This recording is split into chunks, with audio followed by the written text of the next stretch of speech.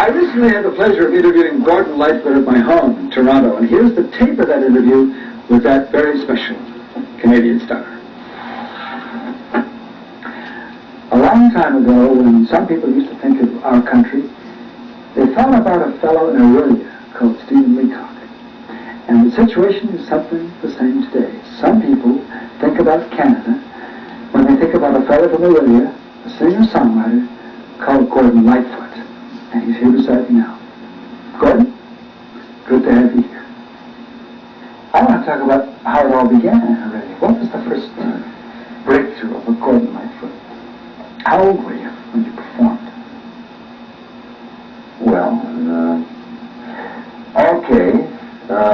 So I'll run it by as quick as I can. I started singing in pre-Sunday school class.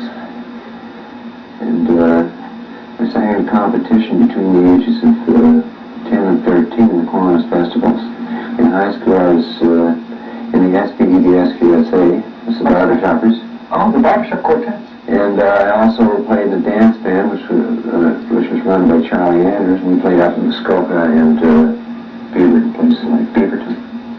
You know Beaverton? I sure do. And had a great time. I went to the musical theory course in order to learn a little bit more about writing. I mean, I was not a particularly gifted technician when it came to writing music. I wanted to learn how to do that because I had written my first song when I was about 17 years old, and I really wanted to know how to write professionally. What was it called? It was a topical song. Believe it, isn't keeping with... You write good topical songs. It was about hoops. It was about hula hoops. People in this town still play records I made 25 years ago, They're really awful. Anyway, after I came back from school in Los Angeles after taking this theory course, first job I ever got was in CBC television as a backup singer. It was good work. It certainly got my leg in the door, and at that particular time was when I met Ian and Sylvia, who were the first people to notice that I had some talent for writing songs. And where did it just record a song of yours? Yeah. From that came I got associated with a really good, top-notch management company in New York at that point.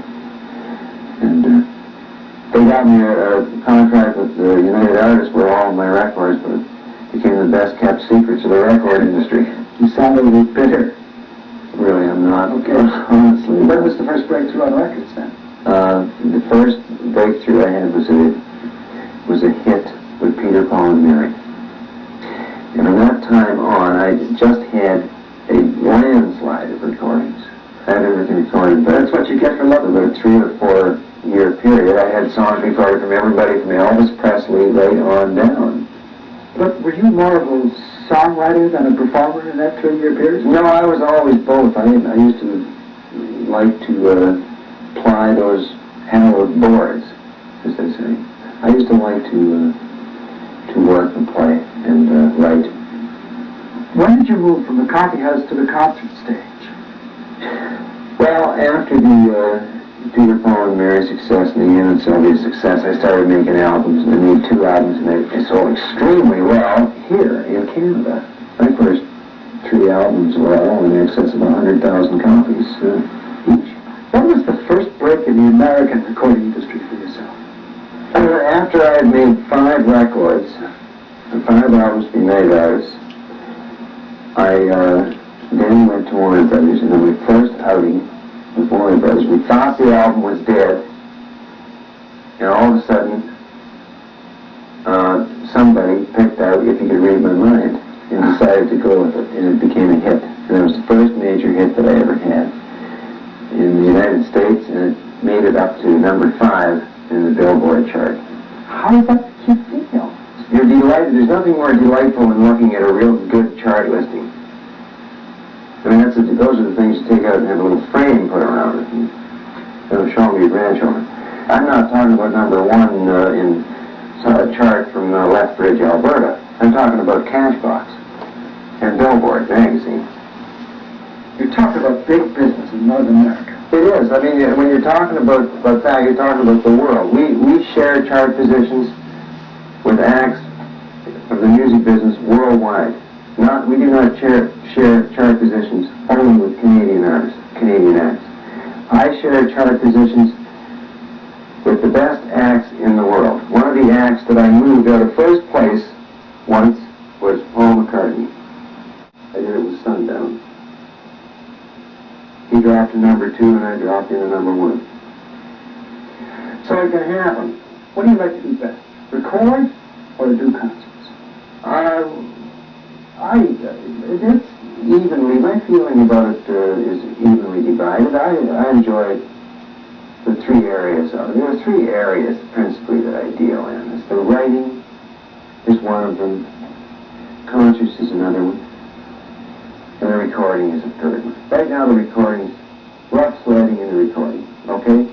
I hear this everywhere. What's happened to the record business? Well, the record business is good, but it's good for only a few people. If you want to take the Michael Jackson and Quincy Jones situation, there you have 20 million records being sold. That is the equivalent of 40 artists selling certified gold albums. Do you mean that one album sold 20 million records? One album sold 20 million records. So there's a way that it's all going into one or 2 or 3 pockets, all of the action. And a lot of people are suffering because of that. And it comes down to your distribution system. The distributors of the record companies, they don't want to handle a great deal of product either. So the record company ships very low numbers of records. And as a result of that, we ran into all kinds of situations after our record came out last summer, where we have like a dozen or so people every night come up to us and tell us they couldn't find a record anywhere. But the market, it's changed, and people like myself who have been around for a while, we have to keep on pulling. I really am not concerned about that. But I mean, we have to. If you're going to choose this as a line of work, you have to be prepared to dig in and accept that. In one area I'd like to have your comments on, and that's the Gordon Lightfoot that isn't writing songs, isn't recording, isn't. I didn't know there was a fellow like that. The fellow that gets in a canoe and goes through the Arctic. You do that, don't you? I mean, just as often as you do Massey Hall and a concert, you go up north. Well, I got conned into going on a canoe trip 13 years ago. I went down the Rupert River in central northern Quebec. I swore I would never go again. Why? Because it's tough. Too tough. So, anyway, I was have been diagnosed as being what is it? I shouldn't be talking about this stuff. Let us say where common sense leaves off, psychic masochism takes over. That's what canoeing is all about. Psychic masochism.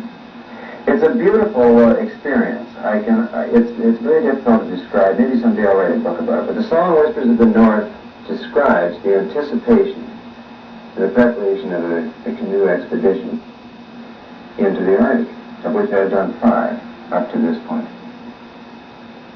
My total mileage in all of my canoe trips is 4,500 miles altogether. It's a lot of psychic masochism. In 9 trips.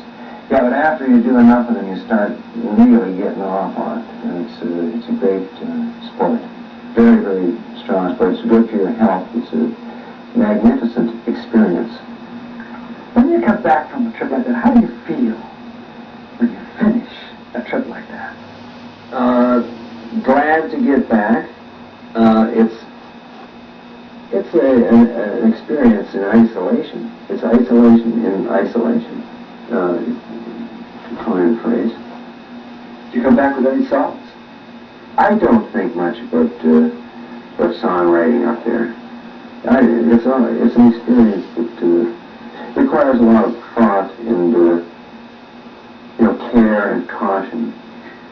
I would think that you'll spend all your time just staying alive on these trips. That's the name of the part of the exercise is survival. And what you really don't want to do is to do anything that's really crazy or irrational. Gordon, which is tougher, survival? Such as trying to do something that you really shouldn't be doing. Like trying to run some water that you shouldn't be in, that shouldn't be running, where you should be carrying your canoe and not in the water with it. We've done that a couple of times. I've been in situations where we were maneuvered into situations where we had to take chances like that. But you never should take chances like that as everyday procedure out there, because you'd only last for a week and you'd be dead. You'd be drowned. And then you come home from all that and you go back into the record business, which is just another case of survival. Well, I tell you, my record business has been really, really good to me, and I will tell you, I'm just going to keep right on doing it. Great, Gordon. It's good to talk to you. I hope we'll talk to you again in '85 when the next album comes out. Well, all right.